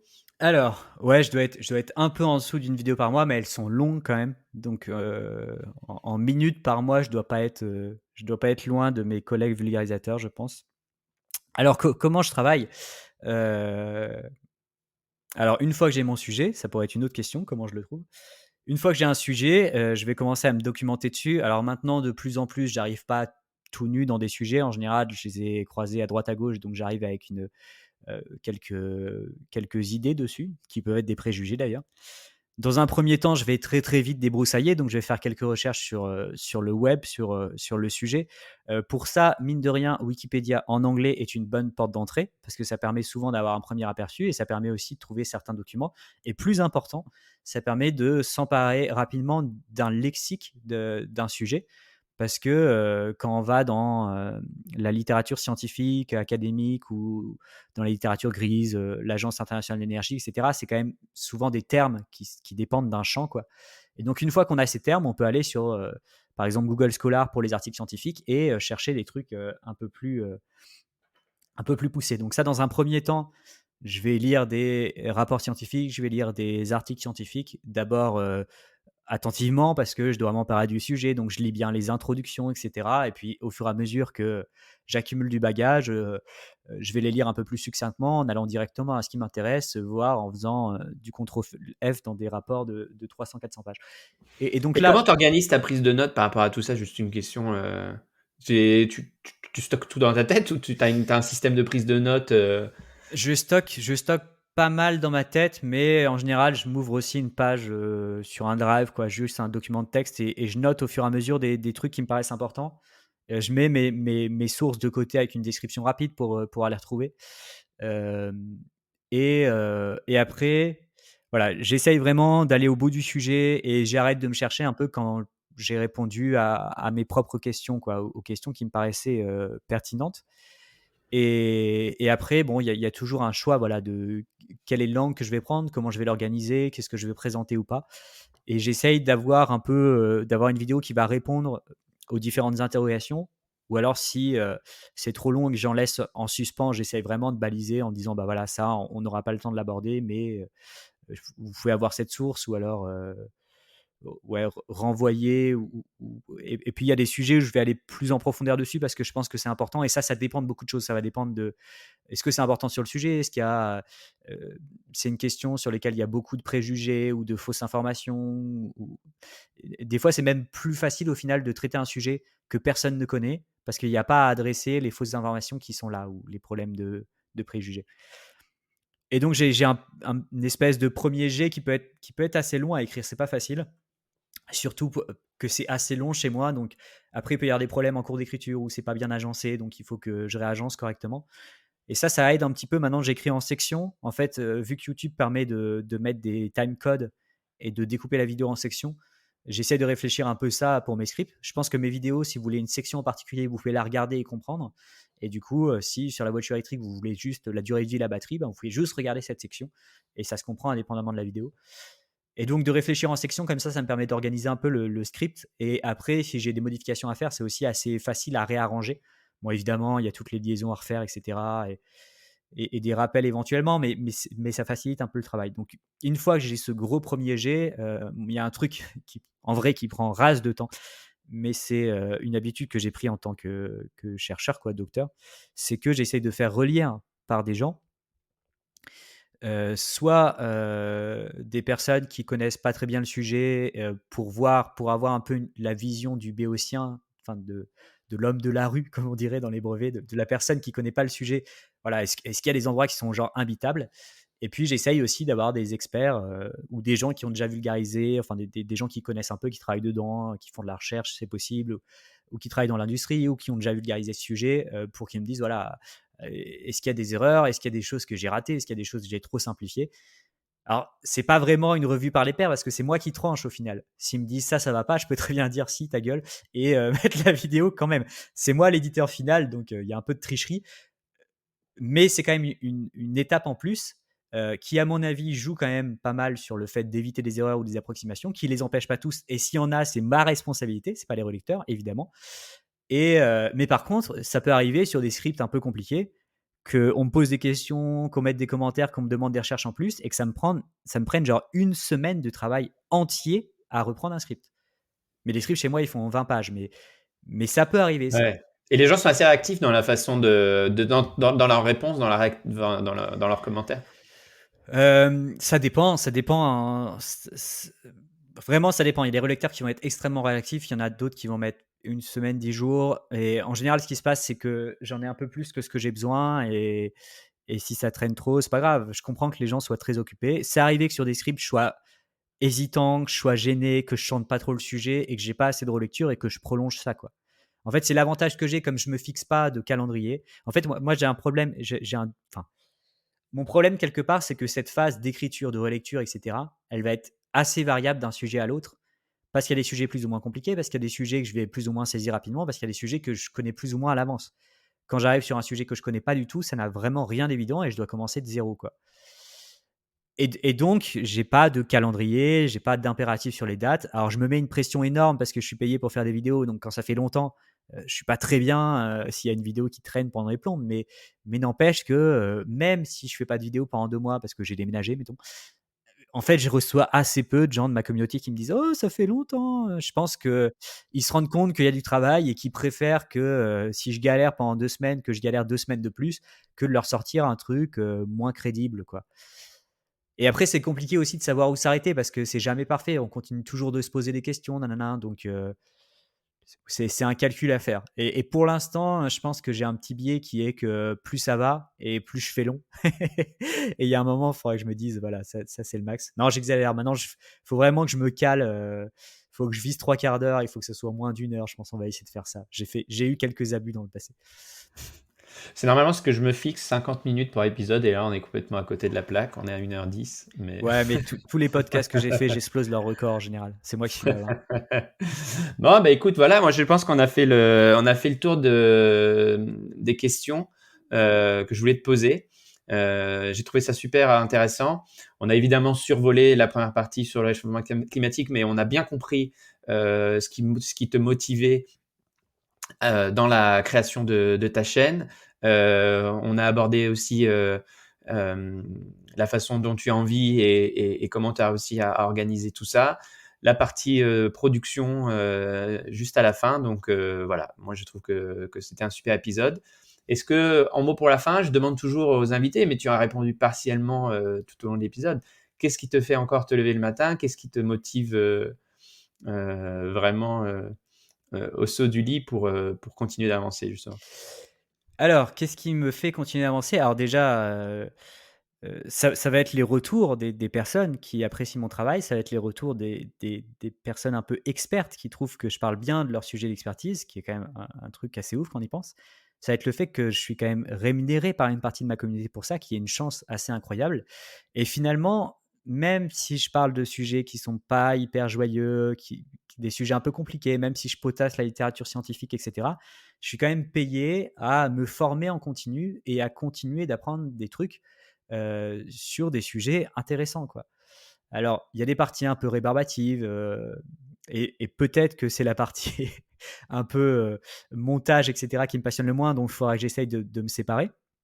Mais vraiment, apprendre des choses, ça m'intéresse et je suis payé par une communauté pour le faire. Donc, c'est une chance que peu de personnes ont. Et donc, ça, ouais, j'ai vraiment du bol. Et voilà. Et après, la plupart comment dire, des désagréments de ce métier, moi, ça m'affecte assez peu. Par exemple, il y a des gens qui supportent pas de travailler seul parce que honnêtement, c'est un métier qui est quand même très solitaire.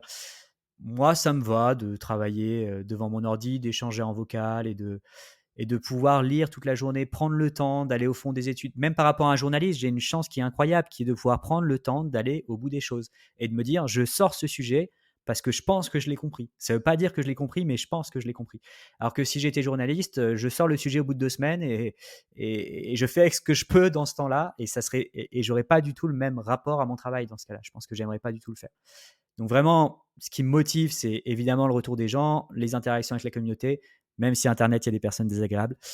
Et ce qui me motive aussi, c'est de pouvoir être payé à mieux comprendre ces enjeux qui m'intéressent personnellement et qui m'inquiètent aussi, quoi. C'est pas pour rien que je fais ça. Mais Donc, tu le rends bien aux gens, tu le rends bien à la communauté en l'expliquant. Et je te poserai pas la question sur pourquoi les sujets sont. Si tu estimes qu'ils sont bien ou pas bien traités par les journalistes, je pense qu'on n'aurait pas le temps de répondre. Ça bah, serait on, un peut peu on peut long. répondre très, très rapidement. Je pense qu'ils sont pas assez en longueur et pas assez bien en contenu, mais enfin, c'est un problème plus profond de formation et je pense que le problème est un peu des deux côtés. Il n'y a pas assez de journalistes qui se forment à ces enjeux particuliers pour pouvoir les traiter. Et d'ailleurs, ils se rendent même pas souvent compte, je pense, qu'il faut une compréhension technique assez poussée pour pouvoir les traiter. Et de l'autre côté, il n'y a pas non plus assez d'efforts du côté, je pense, de la communauté scientifique pour aller dans cette direction. En fait, il nous manque des vulgarisateurs scientifiques qui ont une formation technique sur ces enjeux. Ça existe un petit peu. Il y a des formations. Je crois qu'il y a un master de journalisme qui est dédié justement à la question du changement climatique. Et après, on ne peut pas demander non plus à tous les scientifiques de faire ça parce que, mine de rien, vulgariser comme ça, c'est s'exposer au public. Et s'exposer au public, il y a quelques désagréments. Donc, on ne peut pas demander à tout le monde d'être à l'aise, à demander à tout le monde de supporter la critique ou les insultes sur Internet. Et donc, je ne dis pas que tout le monde doit le faire, mais n'empêche que j'ai l'impression qu'il y a un peu le wagon qui se sépare du reste du train, le wagon étant la recherche et le reste du train la société, dans le sens où on a toutes ces connaissances qu'on ne rend pas assez à la société. Et le journalisme traditionnel a du mal à remplir ce rôle parce qu'il leur manque une compréhension technique qui leur fait rater d'ailleurs, je pense, l'importance de la question. Et après, les politiques, je pense que c'est parce que le public en a pas encore assez conscience, qu'il n'y a pas assez de demandes. S'il y avait plus de pression là-dessus, il le ferait un peu plus. Donc clairement, moi j'aimerais bien qu'il y ait plus de vulgarisateurs comme moi, ce qui pose derrière la question de est-ce qu'il pourrait y avoir un modèle économique pour nous tous ou est-ce qu'il y aurait de la prédation sur, sur du financement participatif qui serait pas infini. Mais en tout cas, d'un point de vue purement utilité sociale, il y a largement la place et il manque beaucoup de gens pour moi, comme moi, pardon. Et même, je peux pas couvrir le climat, l'agriculture, l'énergie, la biodiversité. D'ailleurs, je couvre pas tout ça, hein. Je pourrais facilement me cloner 4 fois et encore avoir du travail sur 10 ans avec le rythme et le nombre de sujets que j'ai à traiter, quoi. Donc, il y a clairement un manque. Ça, c'est un premier point. Et le deuxième point qui est un peu plus compliqué, c'est il y a un autre problème dans ce milieu de l'information, c'est qu'il y a de la merde et que la merde, elle est pas sanctionnée, quoi. On a non seulement il y a de la désinformation qui est produite, mais on a un espèce de rapport hyper sympa envers cette désinformation. Moi, je comprends pas que quelqu'un puisse être invité à la télé, dire objectivement de la merde et être réinvité à la télé, quoi. Enfin, si, je comprends parce que c'est des logiques d'audimat, parce que ça fait des vues, etc. Mais il y a une forme de complaisance. voilà. Complète. Ouais. Et, Voire de et ça, soutien. Ouais. c'est un problème. Certes, il n'y a pas assez de bonnes informations, mais il y a aussi beaucoup de mauvaises. Et alors moi, j'ai quelques idées sur comment vulgariser parce que c'est ce que je fais. Après, on peut dire que je le fais mal, hein, c'est pas un problème. Mais par contre, je saurais moins dire comment assainir l'information sur ces enjeux. Mais clairement, ça faciliterait aussi.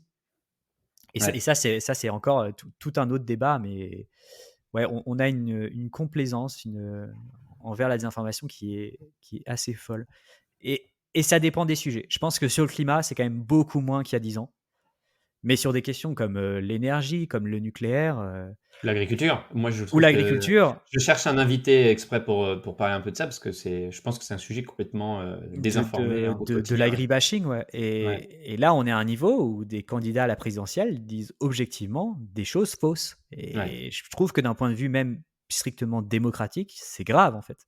Et ce qu'on ne comprend pas, nous, en tant que scientifiques, je dirais, c'est pourquoi les journalistes n'opposent pas...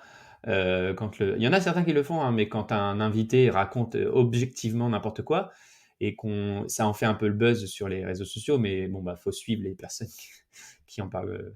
Mais pourquoi le journaliste, voilà, objectivement, à chaud, ne dit pas, attendez, là, vous dites n'importe quoi. Enfin, il y a quelques journalistes qui le font. Mais... Je pense que c'est pas évident.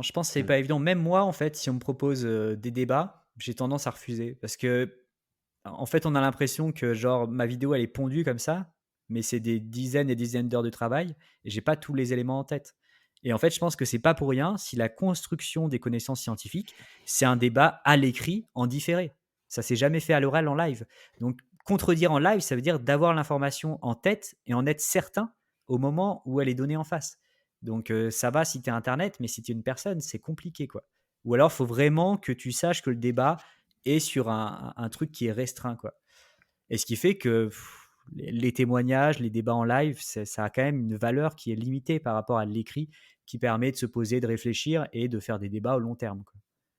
Ok. Eh bien, écoute, ce sera le mot de la fin. Rodolphe, je te remercie beaucoup pour ta participation et je souhaite merci de m'avoir invité.